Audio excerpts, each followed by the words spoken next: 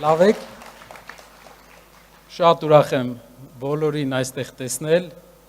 ալիքը մի քիչ խառնվեցել տեսավ ձեզ, մեզ բոլորիս, կուզեմ ձեզ ներկայացնեմ մեր շարժման առաջի մեկ ամսվա մասին տվյալներ, սկսեմ։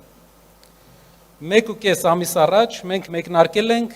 մեր շարժումը, այս ժամանակահատվածը իհարկե շատ փոքր է, բայց փառք Աստծո արդեն ունենք կատարած աշխատանք, կա համալրված թիմ ու կա արդյունքներ, որոնցով ուզում ենք ձեզ հետ կիսվել։ Առաջինը, որ կուզենայի շեշտել, դա մեր թիմն է։ Այսօր ես հայտարարում եմ, որ մեր ձևով շարժման մասնակից է դարձել, միացել է արդեն 5000 կամավոր։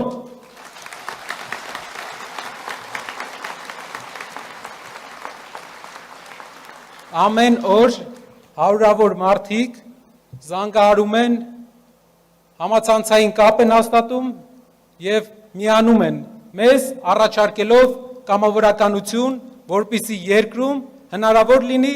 կատարել այն փոփոխությունները, ինչը իրենք են տեսնում և ինչը մենք բոլորս ենք տեսնում։ Ուրախ ենք, որ բոլորս միասին ենք։ Ձեր մասնակցությունը պատիվ է մեզ համար։ Մեր համախումբների այս տեմպը, եթե շարունակվի, մենք վստահ ենք, որ մոտակա ամիսների ընթացքում մենք արդեն կլինենք տասնյակ հազարավոր, և դա արդեն մեծ մերան կլինի մեր հասարակության մեջ անշրջելի փոփոխություններ կատարելու։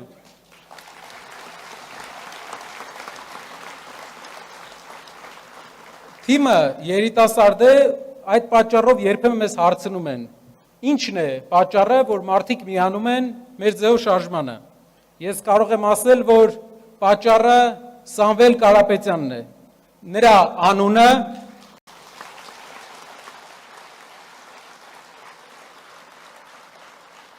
այն վստահությունը, որ մենք բոլորս ունենք, որ նա հետևողական է լինելու, շարունակելու է չքցել հայ ազգի անունը, պահպանել մեր պատիվը, չի նայելու մեր ժողովրդի աշխատած կոպեկին, մենք վստահ ենք, չէ, հայրենակիցներ ջան, որ դա այդպես է, և իր գաղափարներով, իր ծրագրերով մենք Հայաստանը դարձնելու ենք գոնե մեր տարածաշրջանում օրինակելի երկիր։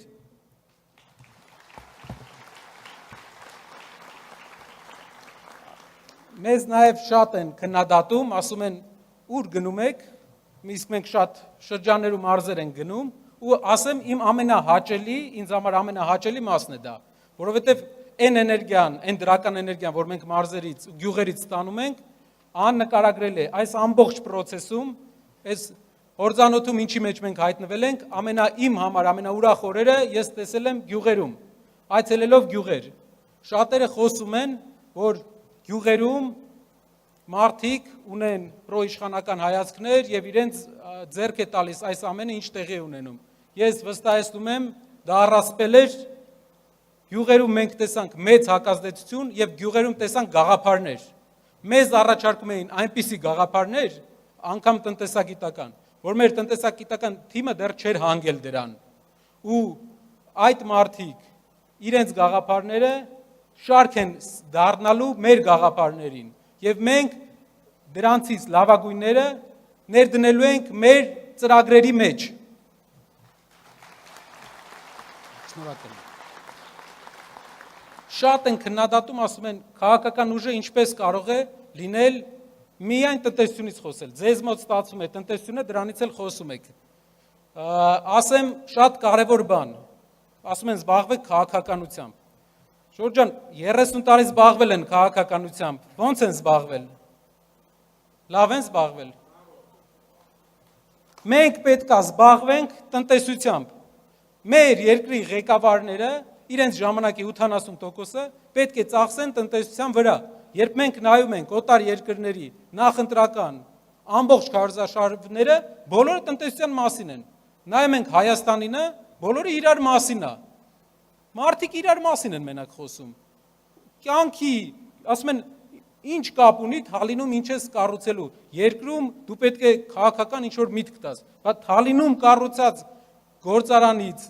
Արմավիրում կառուցած մթերման կայանից է մեր երկրի տնտեսությունը ստեղծվում։ Մրցակցությունը ստեղծվում։ Եթե մենք մեր շրջանները չկարողանանք տնտեսապես կայացնենք, Երևանում նստած իրար հետ բանավիճելով չի։ Ու մենք շարունակելու ենք տնտեսության մասին խոսել։ Եթե մենք կարողանում ենք գործազրկության հարցը լուծել երկրում, մենք կարողանալու ենք նաև դրանով լուծել կրթության հարցը, որտեղ մարդիկ հնարավորություն են ունենալու ստանալ բարձր աշխատավարձներ, դասախոսները, ուսուցիչները, քանի որ պետության բյուջե ավել գումար է գնալու։ Պետությունը հնարավորություն է ունենալու վճարի, ստեղծի նեղ մասնագիտացված դպրոցներ, կրթահամալիրներ, որ մենք 21-րդ դարում մրցակցային լինենք, որովհետև բոլոր տեղերը նեղ մասնագիտական դպրոցներ են, համալսարաններ են, Հայաստանը դեռ այն հին իներցիայով մենք շարունակում ենք, չենք կարող բյուջե ավելացնենք։ Տնտեսություն է պետք, որ բյուջե ավելացնենք։ Տնտեսություն է պետք, որ բյուջե ավելացնենք առողջապահության մեջ։ Մարդիկ վախենում են գնան հիվանդանոց։ Գյուղերում երբ խոսում եմ, կանայք ասում են տղա ջան, դե չի ցավում, չեմ գնում։ Գնամ ծախսեմ անելու, ես է չգիտեմ, ինչի հետևանք է դա լինելու։ Շատ կարևոր է, որ երկրում լինի ապահովագրություն, բայց ճիշտ մշակված, եւ շատ կարևոր է, որ մարդիկ ունենալով աշխատանք, հնարավորություն ունենան չնայեն իրենց գրպանին, գնան ուղակի իրենց առողջությանը հետևեն, առանց վախի, եւ դա էլ է տնտեսություն։ Մենակ գործազրկությունը հաղթելով մենք դրան կգանք։ Երրորդ բանը, որ կուզեի ասել, էլի որ ասում են, մի հատ մեր անվտանգությունից ինչու չեք խոսում։ Սամվել Կարապետյանը իր մի ելույթի ժամանակ ասել է. մեր 44 օրյա պատերազմի անհաջողությունը մի բանից էր։ Մի շարք բաներից էր, որից ամենակարևորներից մեկը մի բան է։ Դա հարուստի ու աղքատի պատերազմ էր։ Հայ ժողովուրդը 2 օրվա ընթացքում ռազմաճակատ է ուղարկել 5000 կամավոր։ Ոչ մեկ իրավունք չունի ասել, որ հայ ժողովուրդը փախել է պատերազմից։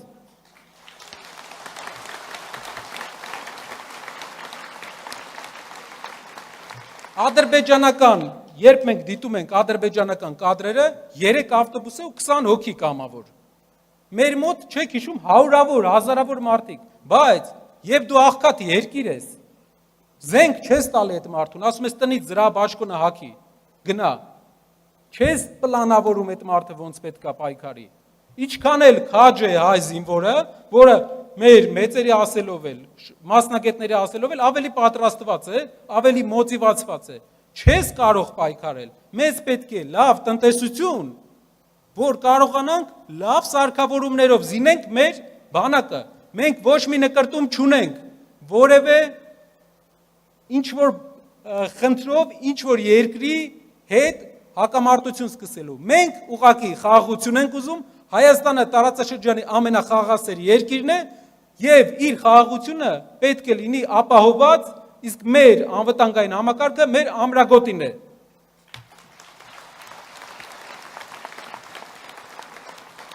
Երբ մենք լինենք հարուստ երկիր, երբ մենք լինենք իհարկե գերազանցելի, ավելի գերազանցելի էլ կլինի, ավելի գերազանցելի, բայց տարածաշրջանում ամենահարուստ երկրներից մեկը մեզ տարածաշրջանում ոչ մեկ չի համարձակվի նայել այս աչքով։ Մեր դաշնակիցներն էլ ուրիշ աչքով կնայեն։ Կտեսնեն, որ տնտեսական ուժ կա այս երկրի հետևը։ Դրա համար արգելի քաղաքացիներ ու հայրենակիցներ, քաղաքացիները մասում արդեն քաղաքական գործիչների խոսելա ոչ ամոթս, իմ հայրենակիցներ ու իմ ամենօրյա հարազատներ։ Մեր հիմնական քայլը յուրաքանչյուր քաղաքական ուժի, որը պետք է հարց լուծի Հայաստանում, ինքը միայն պետք է խոսա տնտեսությունից, լուծի տնտեսական հարցերը ու լուծի Հայաստանի հարցերի մեծ մասը։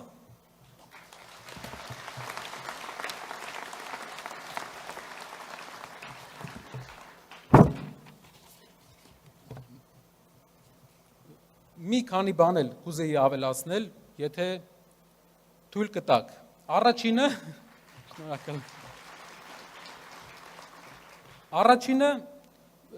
մենք երբեմն խոսում ենք, ներկայացնում ենք մեր պատմության տարբեր դրվագներ վերջի 100 տարվա։ Ու ես մի բան եմ նկատել, ամեն անգամ երբ մի դրվագի մասին եմ խոսում, մեր իշխող ուժը թերահավատորեն է մոտենում, ասում է դրվագից խի ես խոսում։ Դա պետք է մոռանանք մենք, այն պետք է մոռանանք։ Պատմեմ ինչը։ Առաջինը, երբ 20-րդ դարը սկսվեց, գիտեք, տխուր դեպքերով, հայկական ջարդերով Օսմանյան կայսրությունում։ Երբ մենք խոսում ենք ջարդերից, ցեղասպանությունից, ասում են Թուրքիայի հետ հարաբերությունները կվատանա։ Չնայած որ Թուրքիայի հետ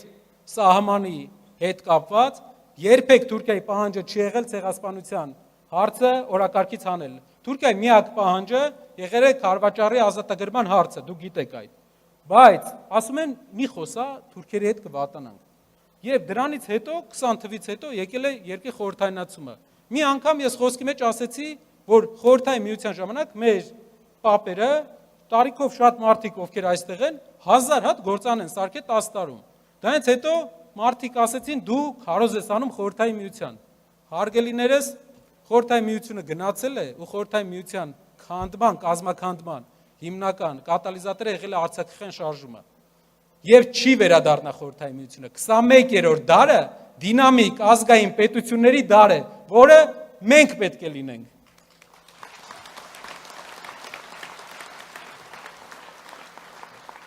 Երրորդ բանը, անցնում ենք խորհրդային միությունը, գալիս ենք անկախ Հայաստանին։ Ասում են, անկախ Հայաստանը ունեցել է մեծ խնդիրներ, տնտեսական խնդիրներ, բայց նաև ունեցել է ձեռքբերումներ, երկու մեծ ձեռքբերում ենք ունեցել։ Առաջի անգամ 100-ամյակի մեջ մենք մեր ուժերով առանց լուրջ օգնության հաղթել ենք մեր 100-ամյա հակառակորդին լավ կազմակերպվածության արդյունքում եւ մեր երկրի 30% ազատագրել ենք։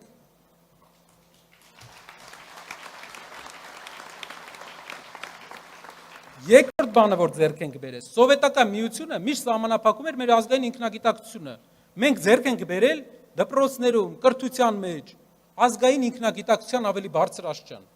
Մենք հիմա ու մենք 10 տարի առաջ լրիվ ուրիշ ենք։ Ես կարծում եմ, որ ինքնագիտակցությունը մեր մոտ աճում է։ Ու այսօր երկուսն էլ վտանգի տակ են։ Այսինքն մեկը Արցախյան մեր հաղթանակը մենք արդեն կորցրել ենք։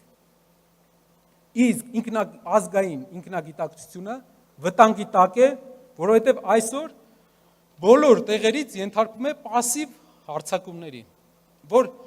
օֆիցիալ չեն ասում, բայց մենք տեսնում ենք, որ մեր տարբեր կետերից վերանում են մեր ազգային սիմվոլները։ Ու դա բերելու է, մենք գիտենք ոնց են իրենք սկսում։ Մեկից չեն ասում, որ մեծ բողոք չառաջացնեն, բայց քիչ-քիչ դրան են բերում։ Երկրորդն էլ մեր 30 տարվա մեջ մենք ունենք այդ հաղթանակը եւ մենք պետք է պահենք այդ հաղթանակը։ Մենք ունեցել ենք նաեւ այս վերջի 30 տարվա մեջ մի հատ կարևոր դաս։ 44 օրյա պատերազմի մասին ես պետք է խոսեմ։ 44 օրյա պատերազմը մեր հաղթանակից հետո մի կարևոր դաս է, որ մենք պետք է սերտենք, որ հետագայում այդ նույն խնդրին չանդրադառնանք։ Դա հայերի կողմից մի հատ հատկություն ունենք մենք, որը մեր վատ հատկություններից է։ Գրական բառը չեմ գտել, դրա համար խոսակցական եմ ասում։ Արխային ենք ընկնում։ Հաղթում ենք քաջաբար, դժվար, Ստեփանակերտի բունկերներում, բանում, պատվալներում տարիներով պաշտպանվում ենք, կռվում ենք, հաղթում ենք ու արխային ենք ընկնում։ Արխային ենք ընկնում, դրա 30 տարվա արխային ընկնելու արդյունքում մեր հակառակորդը ավելի երկարաժամկետ թշնամություն ունենալով, լինելով ավելի հեռանկարային, նայելով ավելի հեռանկարային իր ուժը ուժեղացնում էր, իսկ մենք հանգստացել էինք։ Մեր յուրաքանչյուր քաղաքական ուժ, որը հավակնում է լինել երկրի ղեկավար, հարց լուծել երկրում, պետք է մի բան անի։ Իշխանությունը վերցնելուց հետո այդ փառքի մեջ արխային չընկնի։ Պետք է արխային չընկնի։ Պետք է ամեն օր մի ոտ ավելի արագ լինեն, քան հարևանները։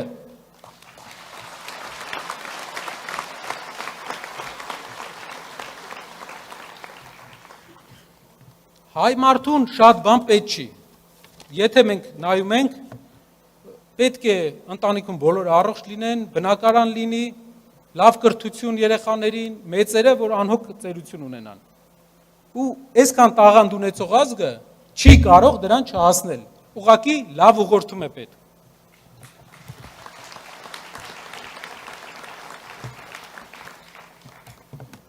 Այսօր մեր ձևով շարժման առաջնորդ Սամվել Կարապետյանը շարունակում է գտնվել ապօրինի կալանքի տակ։ Ինչպես հայտնի է, մեկ պատճառով փոքրիկ խմբակին դուր չի եկել, որ նա պաշտպանել է իր եկեղեցուն եւ նա պաշտպանել է հայ առաքելական Սուրբ եկեղեցուն, որպես իմ ասած ազգային ինքնագիտակցության խրամատներից մեկը։ Բայց մի բան կարող եմ ասել իր խոսքերից։ Նա ասել է, հայտարարել է, որ անգամ բանտախցում նա ավելի ազատ է, քան ժողովրդից մեկուսացրած փոքրիկ խմբակը։